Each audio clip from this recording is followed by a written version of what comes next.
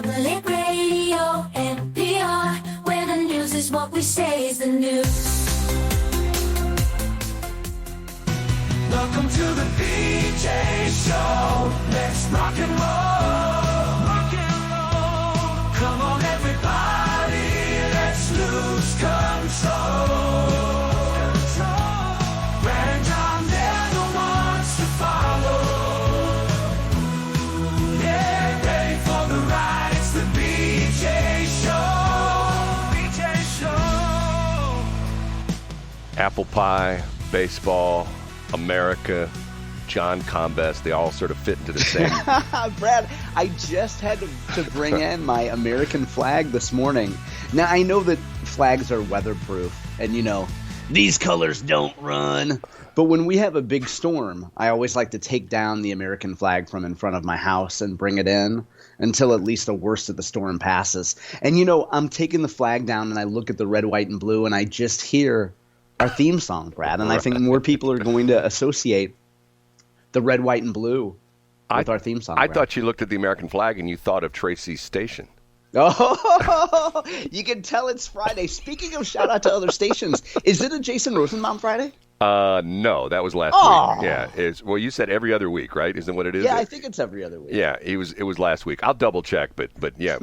See now, once again, sometimes I get a lot of insults in my life, and occasionally I get a compliment, which is I take very seriously. And John gave me a compliment once. Matter of fact, it wasn't on this station. Wasn't you and I were doing the show. It was when I was still on our other station, Westplex 107.1, with Shelley doing the morning show over there. And you complimented me on the fact that I give out other call letters. Which, absolutely you do. And it's ridiculous that other people don't, Brad. I couldn't agree with you more because of the fact that this goes back to, if you go back to, what is it, the movie Miracle on 34th Street? Isn't that the movie? You know what I'm talking about? No, what happens there? Oh, I know what happens there, but what's the significance? The Santa at Macy's, I believe this is the plot of the story. They hire a Santa, and when kids get on his lap and they go, "I want a red radio flyer," and he would say to them, "Well, Sonny, we don't have a red radio flyer, but if you go to our competition, they've got one." And wow. You don't know this whole story? No, I don't remember that from the movie. Right. Well, and the idea being that at first that they were going to fire him. The management of whatever store he was at was going to fire him because of the fact that we can't have a Santa telling people to go across the street to another competitor. Oh, yeah. I see. But yet it got this huge publicity, positive publicity, that this Santa at the Macy's store, and I think it was at Macy's, was so into his job that he was not a quote-unquote company man. He was there for the kids. I like that, If Brad. the kids wanted a radio flyer sled and they didn't have it, that he could tell them where to get it. Now, once again, the crazy thing on this is, and this has always been one of my bugaboos because we've done this for years when I was working at other stations. We busted our butts for a charity, okay? And this happened several times. Several times we would bust our butt for a charity. And not that we were craving news attention, but let's say the news crew from Channel 2 showed up and they shot video and they interviewed some of our people. When the story got on the news, they would say, a local radio station was raising money for the Cleft Palate Society, and we're going like, hey, that's us, because they won't ever give another media a plug. So I will go right now at 4 minutes into our show saying, we think we've got a pretty decent radio station. It's growing. John and I can tell you numbers we've seen on several of our accounts where we get killed this week on our YouTube account. But yet we have some great competition. We have 97.1, which has been around for a long time. Mark Cox, who's on the air right now, does an excellent job.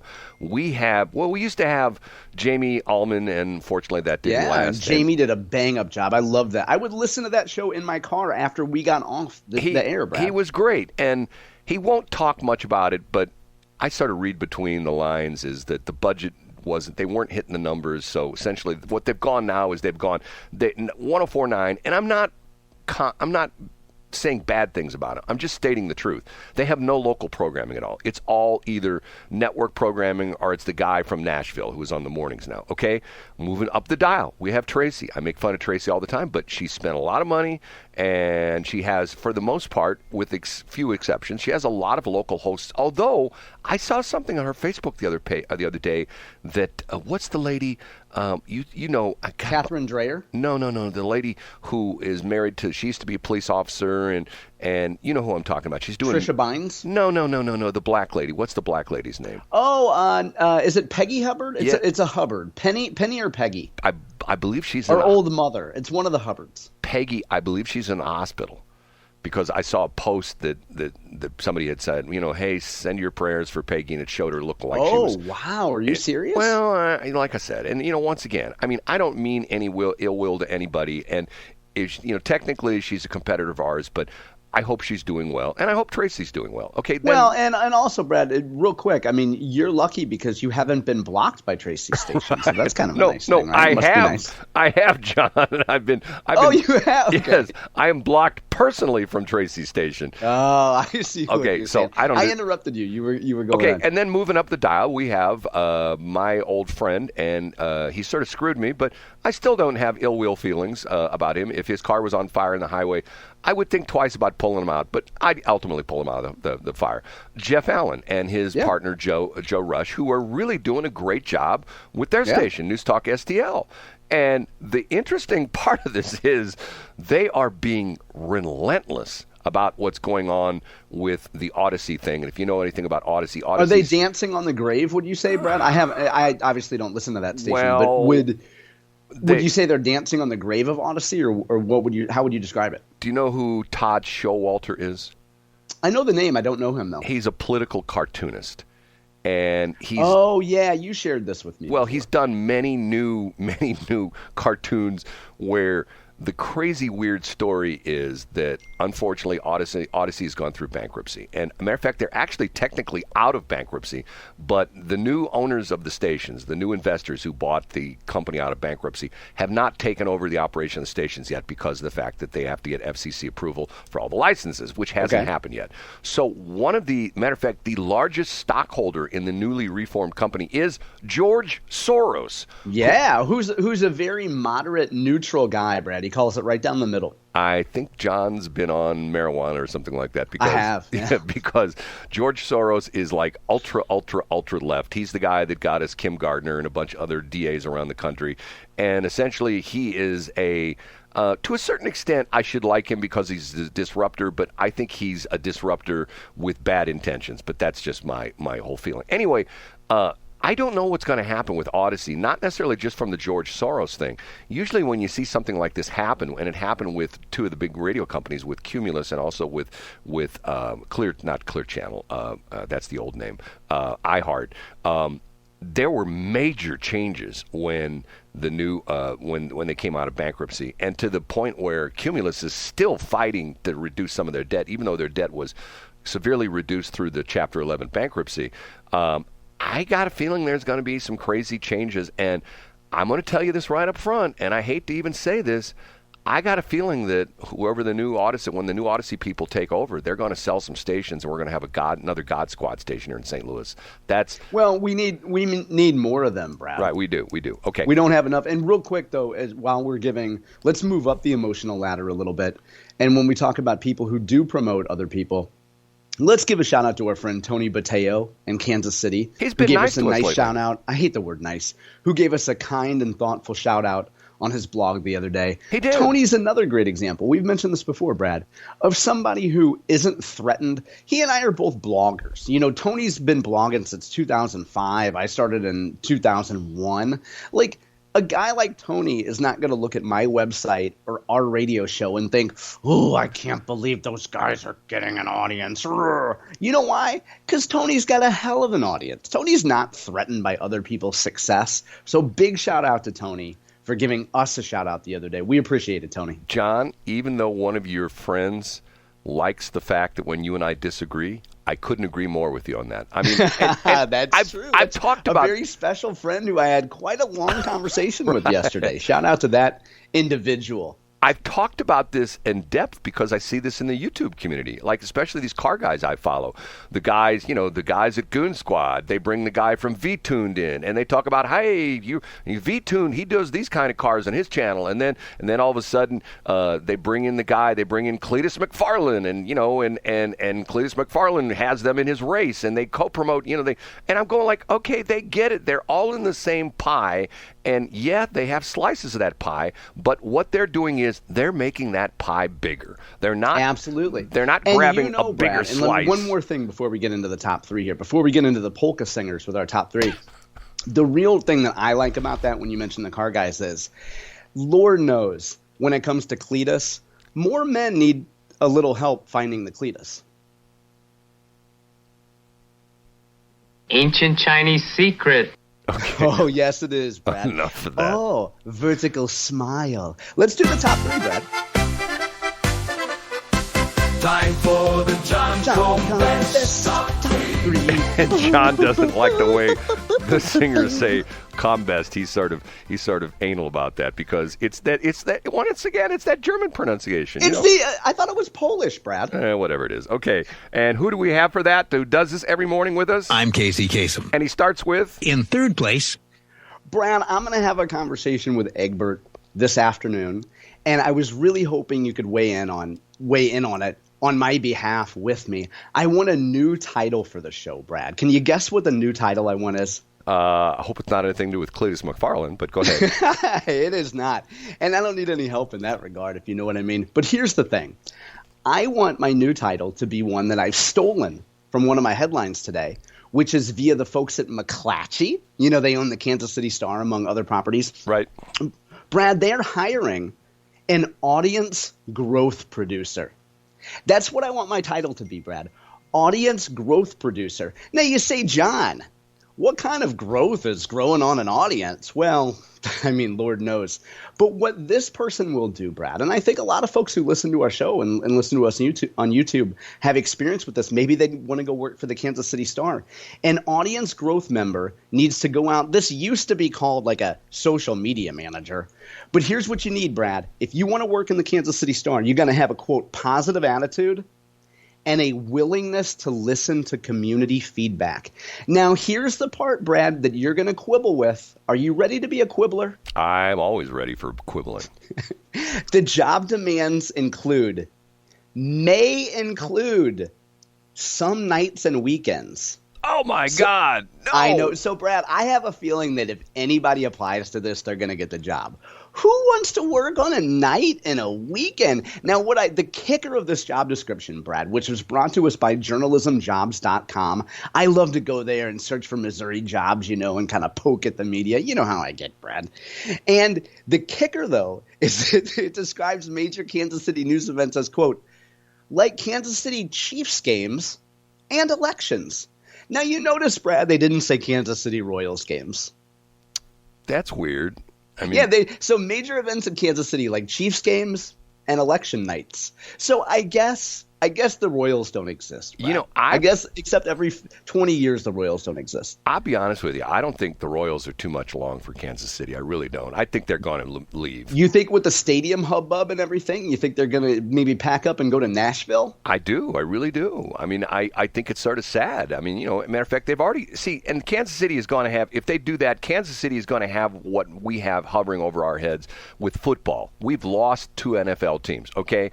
The Kansas City, if the Royals leave Kansas City, that would be the second Kansas City team that left because originally it was the Kansas City Athletics. That's right, the Kansas City A's. You're right, and then they moved to Oakland, and now we know what's happened with Oakland. Right, and they're now moving next year. They're going to be in Sacramento for a couple of years, and then they're going to go ultimately to Las Vegas. Okay, moving along. Up a notch to number 2.